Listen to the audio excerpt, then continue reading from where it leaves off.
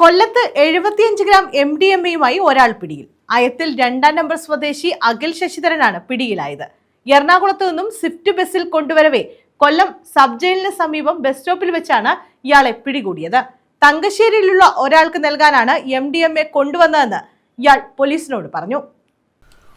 ഓണത്തിന് കൊല്ലം നഗരത്തിൽ വിതരണം ചെയ്യാനാണ് MDMA എത്തിച്ചത്. കൊല്ലം എക്സൈസ് സംഘവും സ്ഥലത്തെത്തി പരിശോധന നടത്തി.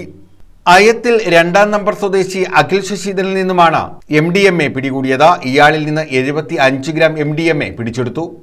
ഇയാളുടെ ബാഗിൽ നിന്നും 2 പൊതികളിലായി സൂക്ഷിച്ച MDMA ആണ് കണ്ടെടുത്തത്. പിടിച്ചെടുത്ത MDMA-ക്ക് വിപണിയിൽ 40 ലക്ഷം രൂപ വില വരും. അഖിൽ നേരത്തെ 2 തവണ MDMA കേസിൽ ജയിൽ ശിക്ഷ അനുഭവിച്ചിട്ടുണ്ട്. കൊല്ലം സിറ്റി പോലീസ് കമ്മീഷണർ കിരൺ നാരായണന് ലഭിച്ച രഹസ്യവിവരത്തിന്റെ അടിസ്ഥാനത്തിലാണ് ഇയാളെ പിടികൂടിയത്. കൊല്ലം ഡാൻസ് ഓഫ് ടീം SI കണ്ണന്റെ നേതൃത്വത്തിലുള്ള സംഘമാണ് ഇയാളെ പിടികൂടിയത്. തുടർന്ന് MDMA ഉൾപ്പെടെ പ്രതിയെ കൊല്ലം വെസ്റ്റ് പോലീസിനെ കൈമാറി. ന്യൂസ് ബ്യൂറോ, കൊല്ലം.